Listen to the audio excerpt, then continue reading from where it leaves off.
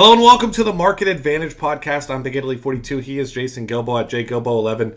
Talking about some pricing discrepancies between the two sites, and obviously, each player relative to other players in their on each site. So each one with the price difference doesn't necessarily mean that they're a significantly better value each time. But that's is the case with a couple guys like Rajon Rondo, $8,400 on FanDuel, $93 on DraftKings. Once again, DeMarcus Cousins expected to sit out. He's listed as doubtful. And Rondo, I guess we can call it a disappointment with near triple-double, 10 points, 9 boards, 13 assists last game. Didn't quite get the triple-double bonus on DraftKings, which everyone almost just expected blindly, and rightfully so. I mean, he's been incredible, but he's 84 on FanDuel, 93 on DraftKings. So if you're going to be playing him tonight, which I certainly have some shares, I still slightly prefer him on FanDuel, but I mean, you got double-double and triple-double bonus on DraftKings, which kind of narrows the gap between the two salaries pretty quickly. Yeah, I agree with you there. I mean, he's logging tons of minutes. Still shot 50% from the field last game, which is nice to see. But, I mean, 9,300 is a little pricey on DK. I think he's more of a tournament play, where on FanDuel, I think you can kind of be that borderline cash and tournament play.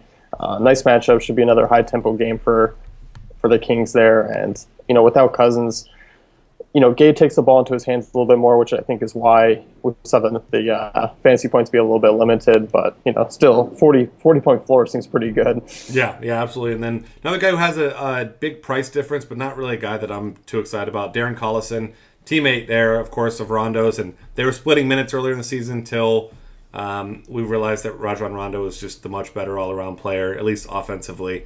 But $5,100 on FanDuel, $44 on DraftKings. I won't be playing him on FanDuel at that price, but on DraftKings, if you fill out the rest of your lineup, you need a filler. I don't think he's a bad guy to look at in a game, like you said. Should be a up-tempo game, and Collison's a guy that can score, but he's not going to do a whole lot in the peripheral categories, which is kind of the opposite of what Rondo does. Yeah, I mean, I definitely like him on DK because 4,400 is not bad. 25 fantasy points last game, which I think is kind of his ceiling right now with what we're looking at, and that's kind of lucky if he's shooting the ball well. So, I mean, like you said, if you need a filler, I don't think Collison's a bad play. Yeah, and then a guy who was a really nice play and then struggled in his last game, was on fire before that. Kemba Walker, $8,200 on FanDuel, $75 on DraftKings, and 41 minutes against Washington, just 24.9 fantasy points after a bunch of really solid games in a row. So you know how the recency bias thing works here. Everyone's going to say, well, Kemba burned me. I'm off the Kemba train. I'm moving on. But then you look tonight, and he's matching up against Cleveland, Mo Williams, Dellavedova, whoever he ends up getting tonight. None of them are very good defenders. Dellavedova is slightly above average, but even if he's playing, he's not completely healthy. I like Kemba Walker a lot as a bounce-back play tonight.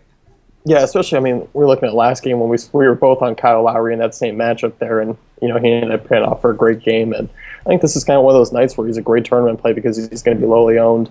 And, I mean, I love his upside. I think his upside's great when his shots fall. I mean, the guy's, his assist has been really consistent. You're looking at 5, 7, 7. So, I think he's a solid play tonight. Yeah, I'm on board with it. Next up, Evan Fournier, $5,900 on FanDuel, $67 at small forward on DraftKings. And this is a guy who was playing huge minutes last couple of games. Not the case. Kind of due to game flow each time. We were talking before the game. It kind of seems like this Magic rotation is, not before the game, before the show. The Magic rotation is just all sorts of messed up now. You got Oladipo coming off the bench. It seems like very few guys have a clearly defined role right now in what's going on. And until that whole mess gets sorted out, Fournier at his elevated price tag now compared to what it was earlier in the season, that's not even a guy that I'm really looking at in tournaments tonight at his current price tag.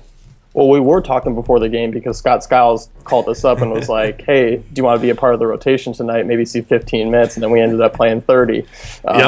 So I definitely agree with you there. And Fournier he gave us all he could give us in the beginning of the season. It looks like that's probably it. Didn't shoot the ball well last game. I think, looking at this matchup, I know, defense versus position, it looks good, but I just think lengthwise and how lengthy Milwaukee is, I just don't think he shoots the ball well enough for me to consider him tonight. Yeah, that's a really good point. I mean, Fournier is the guy that's more of a spot-up shooter than anything, and going to be some extra long arms right in his face tonight, so I'm not a huge fan.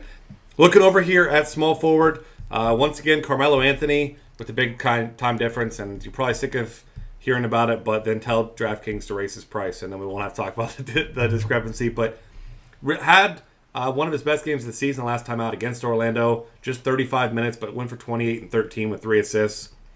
He's been playing well, but we also saw his low floor against Houston. So outside of that, I mean, at $9,100 on FanDuel, 82 on DraftKings, he's a guy that I like much more on DraftKings than on FanDuel. And I mean, he had a solid game against this team last time out in Miami, but really, if I'm playing a guy from New York, it's probably going to be Porzingis once again. Yeah, I'm with you there. I think the matchup with Miami, it's not a game we really like for fantasy production. And, he had 4 steals and a block against Miami last time, so that's 10 points right there. And, he's averaging only 1 steal per game this season, so you can't really count on that to happen again. But definitely like him as a better play on DK for just 8,200. Yeah, and like you mentioned, I mean, lowest total in the night, so not a guy that we're rushing out of our seats to go and roster tonight. A guy that I do love tonight, especially on DraftKings, LaMarcus Aldridge, $7,800 on FanDuel, $68 on DraftKings. Obviously facing off against a Denver team that has been terrible against big men for seemingly the entire time that DFS has existed.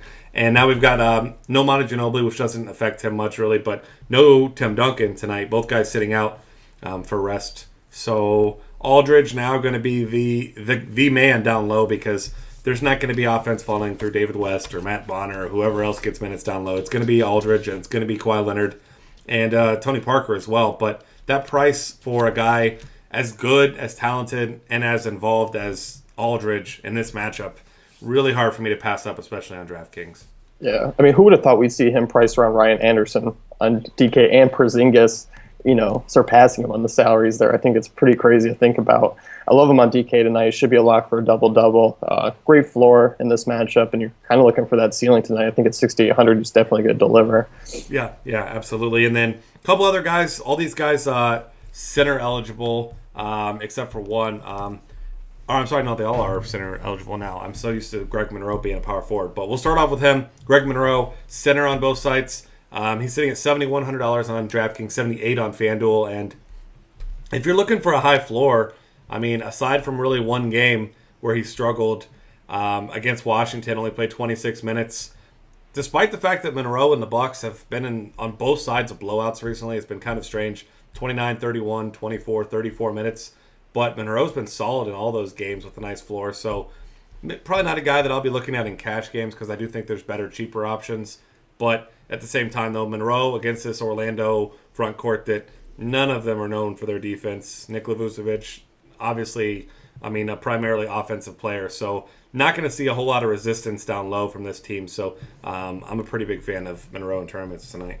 Yeah, I'm with you there. I mean, great matchup for him. I think his price has come down a little bit over the last 2 weeks or so. Like you mentioned, it's been kind of a blowout thing. So if you're looking at why he's been seeing 29, 24 minutes, but I mean, he's been very productive in those spans. So a great fantasy points per minute guy.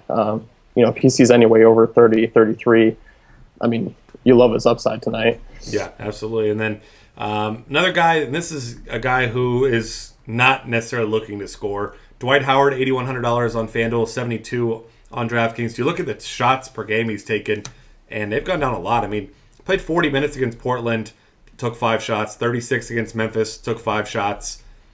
40 and 39 fantasy points in those 2 games because of his huge upside that he has with rebounds, blocks, been getting a couple assists a game here recently as well.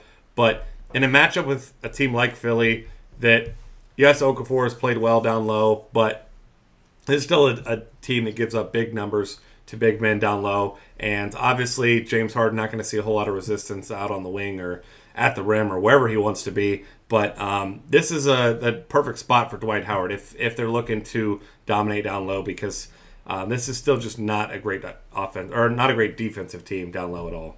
Yeah, I mean, it's been really just a tale of 2 stories over the last 8 games or so where you saw earlier in the season, looking at Brooklyn, the Clippers, and Orlando there, he shot the ball 10-plus times and each shot the ball well. I mean, he went over 50 fantasy points twice in that 3 span, and then all of a sudden, he's still logging the same amount of minutes, but only shooting the ball 5 times a game, and it definitely just lowers his ceiling, and his floor hasn't been great, but, I mean, at his price on DK, 7,200 in this matchup, I think he's a great tournament play tonight because really we're not quite sure on how how long this game will last as far as being competitive. Yeah, exactly. Hopefully for the Sixers' sake and for our Rockets' share's sake that this one actually stays close. But double-digit spread, Sixers, you know the whole drill by now. Their finest moment was Jahlil Okafor winning a fight last night. So check that out if you haven't seen it yet. But either way, that's going to wrap things up for the Market Advantage. Find us on Twitter at DF Cafe. Subscribe to our YouTube channel. Check out the rest of our content at dailyfantasycafe.com.